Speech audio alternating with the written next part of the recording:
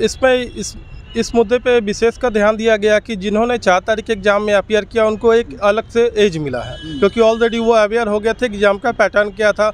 उसके अलावा एग्ज़ाम में जो 13 दिसंबर को क्वेश्चन पूछे गए थे उसमें रिपीटेशन भी था।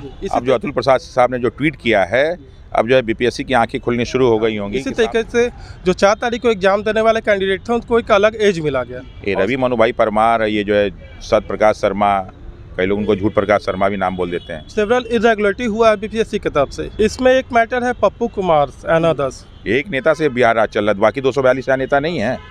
उसी के साथ ये मैटर टैग रहेगा।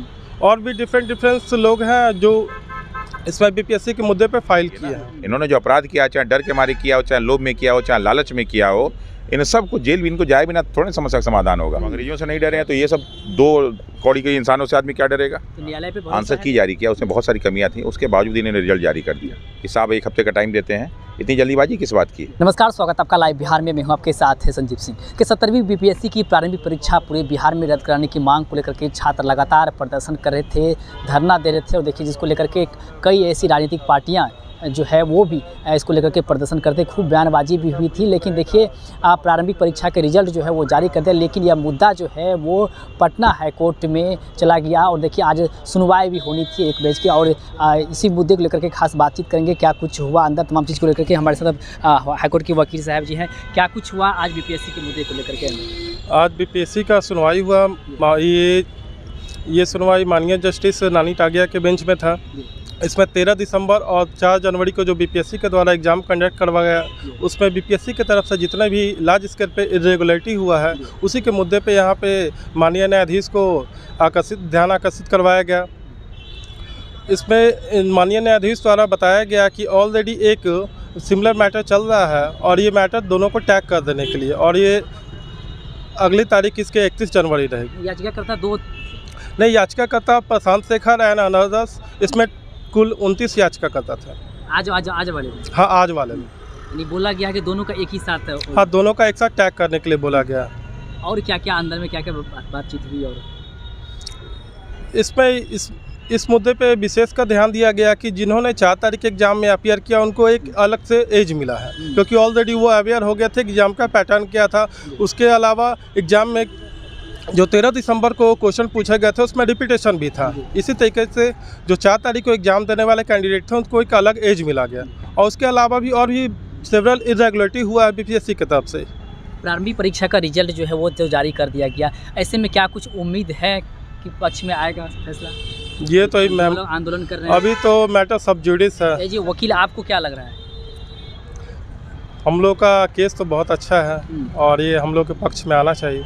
पक्ष में लग रहा है, उम्मीद है पक्ष में आना चाहिए? जी, उम्मीद है। जी, उम्मीद है। अच्छा, 31 तारीख को जो सुनवाई होनी है वो कौन लोग हैं जो याचिका दायर की? इसमें एक मैटर है पप्पू कुमार एंड अदर्स। उसी के साथ ये मैटर टैग रहेगा। और भी डिफरेंट लोग हैं जो इसमें बीपीएससी के मुद्दे पे फाइल किए हैं। याचिकाकर्ता ने आप लोग को पर्याप्त सबूत क्या लग रहा दिए हैं जिससे आप लोग? हाँ, पर्याप्त सबूत दिए हैं जिसमें हमने जिसको हम लोगों ने रीट पिटीशन में लगाया भी है। जी, तो उम्मीद है।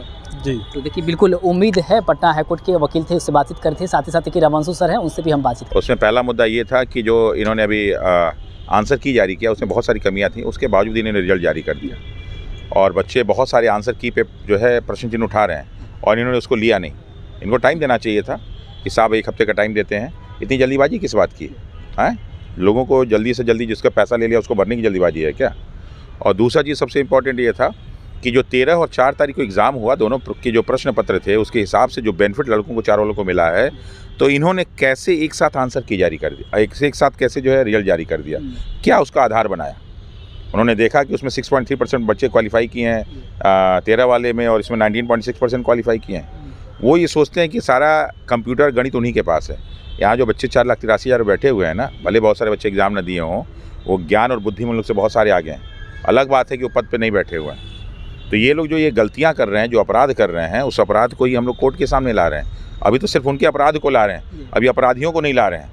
अगला हम लोग का लक्ष्य उन अपराधियों का है जो सारा ये पाप कर रहे हैं, उनको यहाँ पे लेके आना। कौन अपराधी हैं? यही जो सब इसमें सम्मिलित हैं, सारे के सारे लोग। तो अंदर क्या बोला गया? अब कब सुनवाई हो गया? देखिए, क्लब कर दिया गया है, ये सारा का सारा कोर्ट डिसाइड करता है कि कब सुनवाई होगी। वैसे अगली सुनवाई 31 को है, तो हो सकता है कि हम लोग सुनवाई अगली, लेकिन 31 को ही हो सकता है हो जाए, या 1-2 दिन आगे पीछे हो। कुछ लोग पहले याचिका दायर किए थे, लेकिन फिर वही नहीं किए थे। दो अभी 2 नहीं और 2 याचिकाएं हैं। क्या मुद्दे एक ही है या नहीं, अलग-अलग मुद्दा मुद्दे? देखिए जब शुरुआत में हुआ था, देखिए जैसे क्या होता है समय आगे बढ़ता है ना तो मुद्दे और जो है बदलते हैं। जी, जिस समय वो हुआ था उस समय रिजल्ट नहीं आया था, जी, हम लोग जस्ट रिजल्ट के पहले वाले हैं, तो हमारे मुद्दे थोड़े से और एडवांस लेवल पे हैं। उनके थोड़ा सा तो उनका पेपर लीक पे पूरा फोकस था, जी, प्लस जो है क्वेश्चंस की गलतियों पे फोकस था, क्योंकि उस समय जो रिजल्ट नहीं आया था, जब हम लोग किए तो रिजल्ट आ चुका था, तो जो गलतियां हुई हैं वो और कैसे 13 और 4 को उन्होंने बराबर किया उस पे हम लोग का फोकस तो था। सर रिजल्ट तो अब आ गया है, ऐसे में क्या कुछ उम्मीदें हैं कि अब पक्ष में साहब फैसला लड़ रहे हैं हम लोग पहले दिन से, उम्मीद से नहीं विश्वास से लड़ रहे हैं। जी। उम्मीद उन लोग को होगा बीपीएससी वालों का, हम लोग विश्वास के साथ लड़ रहे हैं और जीत के ही जाएंगे यहाँ से। एक सवाल रहेगा, पूर्व चेयरमैन जो हैं अतुल प्रसाद सर, उन्होंने भी एक ट्वीट किए हैं। बिल्कुल, उसे कैसे देखिए देखते हैं? यही देखिए जब आप लड़ाई लड़ते हैं ना तो बहुत सारे ईमानदार लोग आपके साथ आना शुरू करते हैं। जी, अब जो अतुल प्रसाद साहब ने जो ट्वीट किया है, अब जो है बीपीएससी की आंखें खुलनी शुरू हो गई होंगी कि साहब तुम्हारा सारा पाप बाहर आएगा। जी, ये रवि मनु भाई परमार, ये जो है सत्य प्रकाश शर्मा, कई लोग उनको झूठ प्रकाश शर्मा भी नाम बोल देते हैं, जी, फिर जो है क्या नाम है ये इम्तियाज़ अहमद, और फिर क्या नाम है वो क्या नाम है, दुनिया भर का नाम है सब, ये चारों पांचों जो बैठ के उस दिन दे रहे थे, इन सबको बारी, इनकी भी तो बारी आनी चाहिए ना। इन्होंने जो अपराध किया, चाहे डर के मारे किया हो, चाहे लोभ में किया हो, चाहे लालच में किया हो, इन सबको जेल भी इनको जाए बिना थोड़े समस्या का समाधान होगा। महात्मा गांधी ने कहा पाप से घृणा करो, पापी से नहीं। तो घृणा हम लोग इनसे नहीं करते हैं, लेकिन अपराध तभी समाप्त होगा जब अपराधियों को जेल में डाला जाएगा। ये न्यायालय और ये जेल काहे के लिए बने हैं, इन लोगों को जाना चाहिए। तो धीरे धीरे चीज़ें खुलेंगी और खुलेंगी। इन्होंने लोगों को बेवकूफ़ बनाया ना कि साहब जो क्वेश्चन पेपर का स्टैंडर्ड वही होगा जो पिछला था। क्यों बेवकूफ़ बनाया? बोल देते ग्रुप डी वाला आएगा तो हम लोग ग्रुप डी का पढ़ के बच्चों को भेजवाते, और एक ग्रुप डी का पढ़ा ही रहा था। वो जो क्वेश्चन पेपर बनाया खान, वही तुम दे रहे हो, और खान तुम्हारे सामने सबसे कह रहा है कि जो हमने पढ़ा है वही आए, जिसको कोई करना है कर लो। उसकी इतनी हिम्मत हो गई है, एक नेता के सर पे इतना बोल देगा वो। एक नेता से बिहार राज चल रहा है, बाकी 242 नेता नहीं है, 40 मेंबर ऑफ पार्लियामेंट नहीं है, और भी ऐसे नेता हैं जो 243 में नहीं शामिल हैं। ये सब जो है पिछले दरवाजे से आने वाले नेता हैं। इतनी उसकी हिम्मत हो गई है, जो चाहे वो बोल देगा वो, और कोई कुछ नहीं बोलेगा। अरे कुछ लोग चमचागिरी कर सकते हैं, कुछ दलाली कर सकते हैं, यहाँ ईमानदार बिहार में बहुत सारे हैं। जब अंग्रेजों से नहीं डरे हैं तो ये सब 2 कौड़ी के इंसानों से आदमी क्या डरेगा? तो न्यायालय पे भरोसा है, न्याय की जीत होगी। बिल्कुल साहब, न्याय की भी जीत होगी, सड़क पे भी हम जीतेंगे, हर जगह जीतेंगे।